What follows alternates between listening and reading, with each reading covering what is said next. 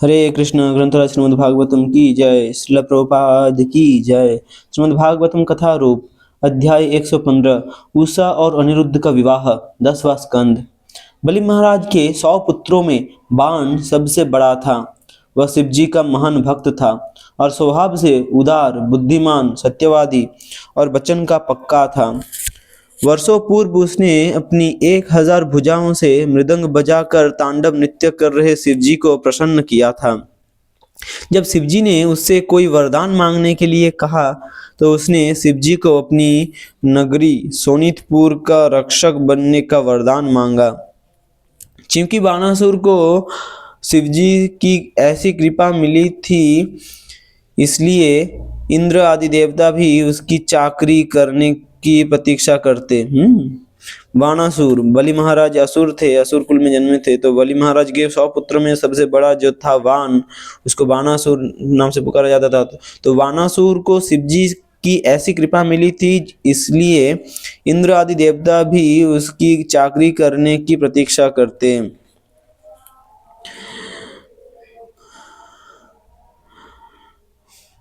बाणासुर को अपने बल और पद का घमंड होने लगा। एक दिन शिवजी के प्रमुख आकर उसने अपने सिर को उनके चरणों में रखकर कहा, हे महादेव, आपने मुझे 1000 भुजाएं दी है, परंतु मुझे समझ नहीं आता कि इनसे क्या करूं।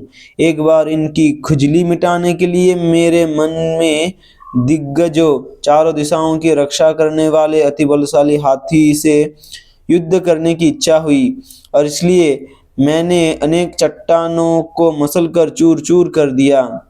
एक बार इनकी खुजली मिटाने के लिए मेरे मन, हाथों की खुजली मतलब हाथ कुछ करना चाहती थी, कुछ तोड़ मोड़ करना चाहती थी, तो इनकी खुजली मिटाने के लिए मेरे मन में दिग्गजों से युद्ध करने की इच्छा हुई। चारों दिशाओं की दिग्गजों मतलब चारों दिशाओं की रक्षा करने वाले अति बलशाली हाथी। तो दिग्गजों से युद्ध करने की इच्छा हुई और इसलिए मैंने अनेक चट्टानों को मसल कर चूर चूर कर दिया, परंतु मुझे देखकर ये हाथी भी भयभीत हो भाग खड़े हुए। आपके अतिरिक्त मुझे त्रिलोकों में कोई दिखाई नहीं देता जो मुझे युद्ध में संतुष्ट कर सके।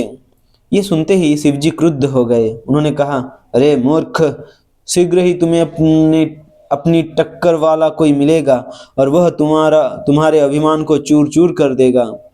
मूर्ख बाणासुर ये सुनकर प्रसन्न हो गया और उस दिन की प्रतीक्षा करने लगा जब उसका सामना किसी बलवान प्रतिद्वंदी से होगा। बाणासुर की एक अति सुंदर कन्या थी, उषा, जो विवाह योग्य हो चली थी।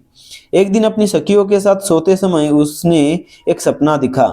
उसने देखा कि एक ऐसा नवयुवक उसके साथ बिस्तर पर लेटा है जिसे ना तो उसने कभी देखा था और ना ही उसके बारे में कुछ सुना था, और वे दोनों प्रेम क्रीड़ा में लिप्त थे। वह नवयुवक था श्री कृष्ण का पोता अनिरुद्ध। जैसे ही सपने में अनिरुद्ध अदृश्य हुआ, उषा, प्रियतम, तुम कहाँ हो, चिल्लाती हुई खड़ी हो गई। वानासुर का एक मंत्री था, कुंभांड। उसकी पुत्री चित्रलेखा उषा के पास ही लेटी हुई थी। वानासुर की एक मंत्री था कुंभांड। कुंभांड की पुत्री चित्रलेखा उषा के पास ही लेटी हुई थी। उत्कंठित होकर उसने अपनी उद्विग्न तथा लज्जित सखी से पूछा, अरे उषा, तुम किसे खोज रही हो? उषा ने कहा, मैंने सपने में एक युवक को देखा जिसका रंग काले बादलों के जैसा था और उसकी आंखें कमल जैसी थी। उसकी सुंदरता किसी भी स्त्री को उन्मत्त करने वाली थी। मुझे अपने चुंबनों का अमृत पिलाकर वह मुझे पीड़ा के इस महासागर में फेंककर कहीं तो चला गया। चित्रलेखा ने कहा, सखी, घबराओ मत, मैं तुम्हारा दुख दूर करूंगी। तीनों लोकों में ये युवक कहीं भी क्यों न हो, मैं उसे यहाँ लेकर आऊंगी। तुम बस उसे पहचानने का प्रयास करना। ये कहकर चित्रलेखा विभिन्न देवताओं, गंधर्वों, सिद्धों, यक्षों, दैत्यों तथा मनुष्यों के चित्र बनाने लगी। अच्छा, चित्रलेखा, इसलिए वो चित्र बनाने में पारदर्शी था। चित्र बनाने लगी विभिन्न देवताओं, गंधर्वों, सिद्धों, यक्षों, दैत्यों तथा मनुष्यों के। चित्रलेखा का अर्थ है जो सुंदर चित्र बना सके। अंत में चित्रलेखा ने सूरसेन, वसुदेव, बलराम और श्री कृष्ण का चित्र बनाया, और जैसे ही उसने प्रद्युम्न का चित्र बनाया तो उषा लज्जा गई। अनिरुद्ध का चित्र देखकर उषा ने अपना सिर झुका लिया और कहा, हाँ यही है वो, हाँ यही है वह। चित्रलेखा एक महान योगिनी थी और वह उषा के प्रियतम को पहचान गई। उसी रात अपनी योग बल से आकाश में यात्रा करती हुई वह द्वारका आ पहुंची। वहां उसने प्रद्युम्न के पुत्र अनिरुद्ध को कोमल बिस्तर पर सोते हुए देखा। पुनः अपनी जोग शक्तियों के प्रयोग से उसने गहरी नींद में सो रहे अनिरुद्ध को उठाया और शोणितपुर में उषा के पास ले आई। अनिरुद्ध को देखते ही उषा का चेहरा आनंद से खिल उठा। वह उन्हें अपने निजी कक्ष में ले आई, जहां पुरुषों का प्रवेश वर्जित था। वहां वे दोनों सुख भोग करने लगे। उषा अत्यंत प्रेम एवं आदर पूर्वक अनिरुद्ध की पूजा करती और उन्हें हर प्रकार के बहुमूल्य रत्न, वस्त्र एवं अन्य वस्तुओं के साथ स्वादिष्ट भोजन एवं पेय देती। अपने मधुर वचनों एवं सेवा से उषा ने अनिरुद्ध के मन को जीत लिया। उषा के साथ सुख भोग में मग्न होकर वह समझ नहीं पाया कि दिन कैसे बीत रहे थे। उसका चित्त पूरी तरह उषा द्वारा मोहित हो चुका था और दिन प्रतिदिन उषा का प्रेम भी उसके प्रति बढ़ रहा था। कुछ समय पश्चात उषा के लक्षणों को देखकर समझना सहज हो गया कि उसके किसी पुरुष के साथ शारीरिक संबंध है। वह चाहकर भी अपने उल्लास को छिपा नहीं सकती थी। उसके पहरेदारों तथा सेवकों को समझते देर नहीं लगी कि हो न हो उसके महल में अवश्य कोई पुरुष छिपा है। इसकी जानकारी देने के लिए वे तुरंत बानासुर के पास पहुंचे। उन्होंने कहा, महाराज, हमें लगता है कि आपकी बेटी कुछ ऐसे कार्य कर रही है जिससे आपके वंश पर कलंक लग सकता है। हमने बहुत ध्यानपूर्वक उस पर निगरानी रखी हुई थी और इसलिए हमें समझ नहीं आ रहा है कि ये किस प्रकार वह किसी पुरुष द्वारा दूषित हो सकती है। जो सुना उस पर वानासुर को विश्वास नहीं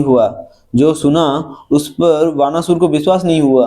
तेज कदमों से अपनी पुत्री के महल में पहुंचकर उसने देखा कि यदुनंदन अनिरुद्ध उषा के साथ बैठकर चौपड़ खेल रहा था। अनिरुद्ध के अतुलनीय सौंदर्य, कमल जैसी आंखों, शक्तिशाली भुजाओं तथा आकर्षक भावों को देखकर वानासुर समझ गया कि वह उसकी पुत्री के लिए उपयुक्त पति है, परंतु साथ ही अपने परिवार की मर्यादा को बचाने के लिए वह क्रुद्ध हो गया। वानासुर ये देखकर भी आश्चर्यचकित था कि उसे वहां अपने सैनिकों के साथ तड़कते भड़कते देखकर भी अनिरुद्ध निश्चिंत वहां बैठा था। जैसे ही वे सैनिक आगे बढ़े, अनिरुद्ध ने एक लोहे का डंडा उठा लिया। दृढ़ता के साथ खड़ा वह जमराज के समान दिख रहा था। सैनिकों ने घेराबंदी शुरू ही की थी कि अनिरुद्ध ने फुर्ती के साथ उस डंडे को घुमाते हुए उनके हाथ, सिर और पैर तोड़ डाले। भयभीत हो बचे खुचे सैनिक वहां से भागने लगे, परंतु बानासुर ने अपने मायावी नागपाश से अनिरुद्ध को बांध लिया। जब उषा ने अनिरुद्ध को इस अवस्था में देखा तो भयाकुल होकर वो जोर जोर से रोने लगी। हरे कृष्ण।